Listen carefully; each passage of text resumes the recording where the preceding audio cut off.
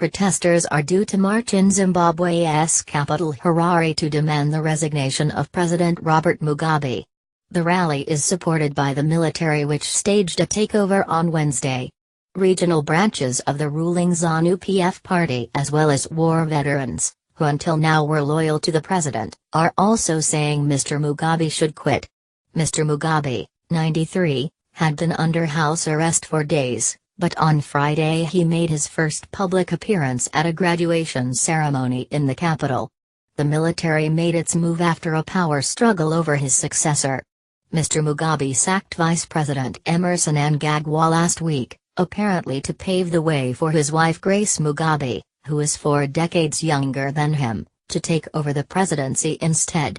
The military said it was engaging with Mr. Mugabe and would advise the public on the outcome of talks as soon as possible. Mr. Mugabe has led Zimbabwe since it gained independence from Britain in 1980. Christopher Mutsvangwa, the leader of the influential War Veterans Association, earlier this week called for a huge turnout at the rally. "We want to restore our pride, and tomorrow is the day. We can finish the job which the army started.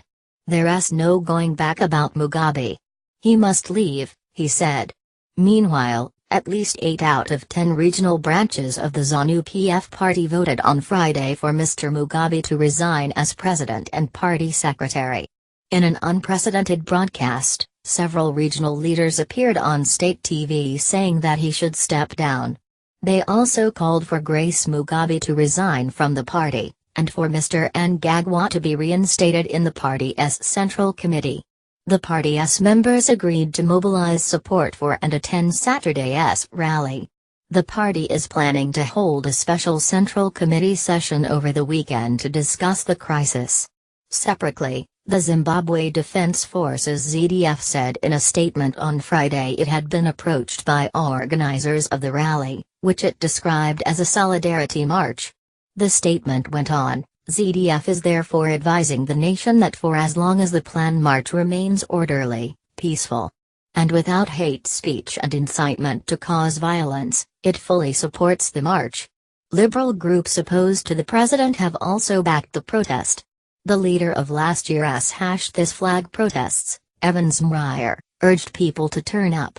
Mr. Mugabe's attendance at the graduation is an annual tradition, but he was not expected this year. BBC Online Africa editor Joseph Winter says the president was allowed to be there partly to keep up the pretense that the military have not staged a coup, and partly because of a genuine, deeply felt respect for him going back more than 40 years.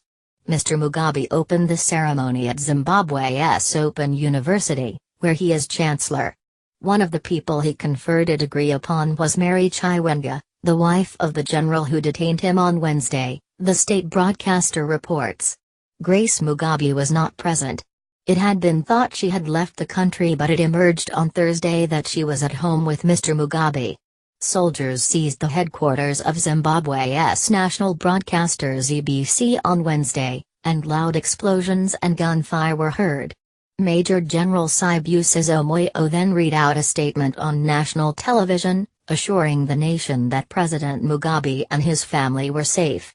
The military was only targeting what he called criminals around the president, he said, denying that there had been a coup. On Thursday, Mr. Mugabe was pictured smiling as he took part in talks with an army general and South African government ministers at State House, but sources suggested he might be resisting pressure to resign.